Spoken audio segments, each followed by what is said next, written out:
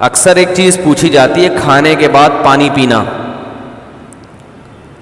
یہ جو آج کل نہار منہ پانی پینے کی حدیثیں گڑھی جا رہی ہیں نا کہ نہار منہ پانی پینا اتنا فائدہ، ایسی کوئی حدیث نہیں ہے. ہمارے علم میں نہیں ہے کہ نبی صلی اللہ علیہ وسلم نہار منہ پانی پیا کرتے تھے. نارمل زندگی گزارنی چاہیے اچھے بچوں کی طرح. صبح صبح اٹھ کے گھڑے پہ جا کے یہ فریج پہ بوتلیں نکال کے پینا، جبکہ پیاس بھی نہیں لگ رہی. تو ڈاکٹروں کی تحقیق ہوگی، مگر یہ تحقیق بعد میں بدل بھی سکتی ہے. بہت ساری تحقیقات بدل گئی ہیں. تو نیچر سے کبھی نہ ہٹو، سمجھ رہے ہو؟ صبح اٹھو اچھے بچوں کی طرح، اپنا نماز نہ دھو کے نماز پڑھو. جب بھوک لگنا شروع ہو جائے تو کھانا کھا لو. پیاس لگنا شروع ہو جائے تو بولو بھائی پانی پی لو. بس اس طرح ہنسی خوشی زندگی گزارو. اور تھوڑا ایکٹیویٹی رکھو، کوئی بھاگم دوڑم، کچھ چلت پھرت رکھو، فٹ فاٹ رہو گے انشاءاللہ. بھیلا وجہ اٹھ کے پانی چڑھا رہا ہے. کئی لوگ مبتلا ہو چکے ہیں اس میں. فائدے ہیں اس کے، میں نہیں کہتا کہ فائدہ نہیں ہے، سائیڈ افیکٹ بھی ہیں. جو بھی کام آپ ایک نیچرل لائف سے ہٹ کے کرو گے نا، اس کے جہاں فائدے ہوں گے وہاں کچھ ایسے نقصان ہو رہے ہوں گے جو آپ کو بعد میں پتہ چلیں گے. اور بعض نقصان تو ایسے ہوتے ہیں جو پتہ ہی نہیں چلتے کہ یہ اس کی وجہ سے ہوئے ہیں. اس لیے نارمل اچھے بچوں کی طرح زندگی گزارنی چاہیے. کوئی بیماری ہو، اس بیماری میں ڈاکٹر بطور دوا کے تجویز کرے تو ٹھیک ہے. کوئی بیماری ہو گئی نا آپ کو، اس میں بطور دوا کے، بطور علاج کے، وہ ایک الگ چیز ہے، وہ ٹھیک ہے. لیکن نارمل آدمی کو، جوان آدمی کو ایسی ایکٹیویٹیز نہیں کرنی چاہیے. اچھے بچوں کی طرح سیدھا تمیز سے، جیسے اس کے باپ دادا زندگی گزارتے آئے تھے. جانوروں کو دیکھا کبھی صبح اٹھتے ہی پانی پی رہے ہو جا کے؟ ہیں صبح اٹھتے ہی سارے جانور، ان کو کیا چاہیے؟ بھوک لگنا شروع ہوتی ہے، کھانا کھاتے ہیں. تو نبی اسی طرح یہ بھی بہت ہے کہ کھانے کے بعد پانی نہ پیو، کھانے کے بعد پانی نہ پیو. سنا ہوگا آپ نے، سب سنتے ہیں کھانے کے بعد پانی زہر ہے، یہ ہے، فلانا ڈمکانا ہے. اس بارے میں کچھ لوگ حدیثیں بھی بیان کرتے ہیں. نبی صلی اللہ علیہ وسلم کی سیرت جب ہم دیکھتے ہیں تو آپ صلی اللہ علیہ وسلم نے کھانے کے بعد پانی پیا بھی ہے. عمل سے بھی ثابت ہوتا ہے کہ پانی پیا ہے. اور نبی صلی اللہ علیہ وسلم نے جو قولی حدیث ہے اس سے بھی پتہ چلتا ہے کہ کھانا اور پانی ساتھ ساتھ ہیں. ابھی آدھا کلپ نہ بنانے، پورا ہونے دیں، تو ایسا نہ ہو آدھا کاٹ کے پیش کر دیں. دیکھو حدیث میں آتا ہے رسول اللہ صلی اللہ علیہ وسلم گھر سے نکلے، شدید بھوک تھی آپ کو، شدید بھوک، پریشان ہو کے گھر سے نکلے. حضرت ابو بکر ملے، کیا مسئلہ ہے؟ ان کے ساتھ بھی یہی مسئلہ تھا، بھوک کی شدت نے پریشان کر دیا. حضرت عمر کا بھی یہی مسئلہ، بھوک کی شدت نے پریشان کر دیا. یہ تینوں اصحاب جا رہے ہیں. ایک صحابی نے کہا دعوت کی ان کی، اپنے باغ میں لے کر گئے، تر کھجوریں سامنے لا کے رکھیں. آپ صلی اللہ علیہ وسلم نے ان کھجوروں کو تناول فرمایا اور فرمایا ان نعمتوں کے بارے میں ہم سے قیامت کے دن سوال ہوگا. اور وہ کھجوریں آپ نے کھانے کے بعد کنویں کا میٹھا پانی پیا اور سیر ہو گئے. پانی پینے کا مزہ ہی کھانے کے بعد ہے.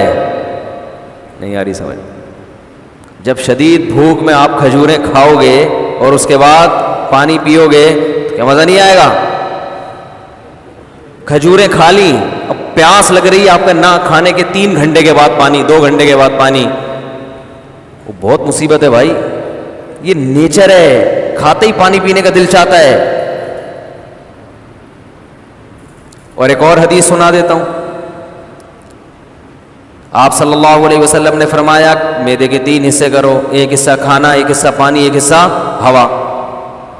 تو یہ جو ایک حصہ پانی اور ایک حصہ کھانا، اس کا صاف مطلب ہے کہ کھانے کے ساتھ ہی پانی ہے، تبھی تو اس کے لیے جگہ چھوڑنی ہے. کیا ہو گیا؟ اگر کھانے کے 2 گھنٹے بعد پانی ہوتا تو 1/3 کھانا تو وہ ہضم ہو چکا ہوتا ہے، پھر تو پورا معدہ پانی کے لیے تیار ہے.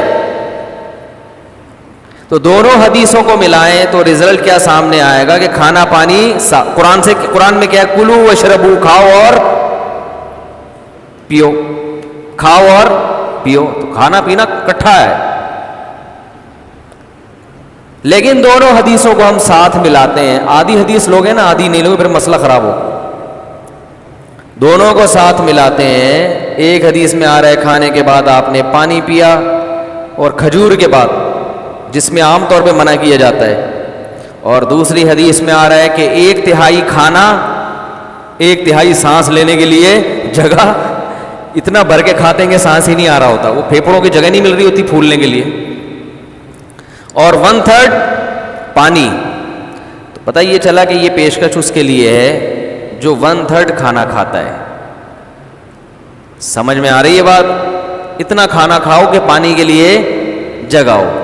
آج کل جو منع کیا جاتا ہے کھانے کے بعد پانی سے، ان لوگوں کو شاید ڈاکٹروں کی مراد وہ لوگ ہوں یا سب لوگ ہی ایسا کر رہے ہیں، وہ یہاں تک کھاتے ہیں.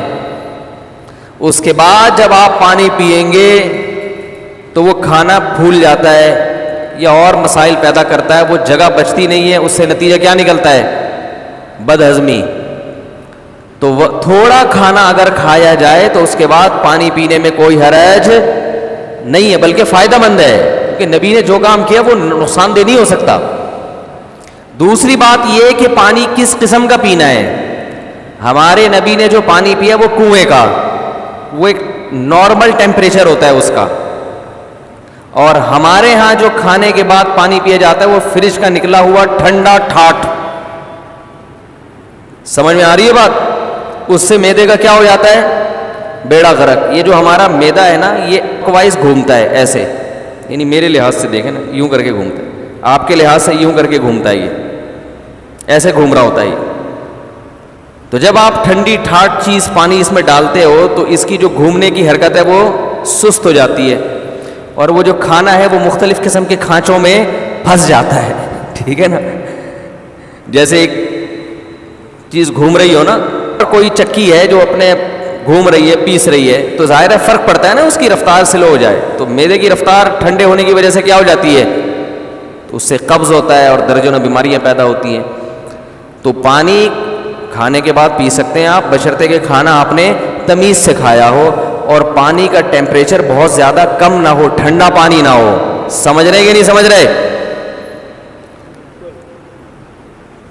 تو اس بارے میں جو حدیثیں پیش کی جاتی ہیں نا کھانے کے بعد پانی نہ پینا، وہ صحیح نہیں ہے. اور اگر گرم پانی پیا جائے جو چولہے کا گرم ہو، وہ تو ہاضمے میں اور مدد دیتا ہے، جو کہوا جسے کہتے ہیں، وہ تو اور تھوڑی مدد دیتا ہے ہاضمے میں. لیکن میں نوجوانوں کو کہتا ہوں وہ نہ پئیں، تمیز سے زندگی گزاریں، بس پانی پئیں آرام سے.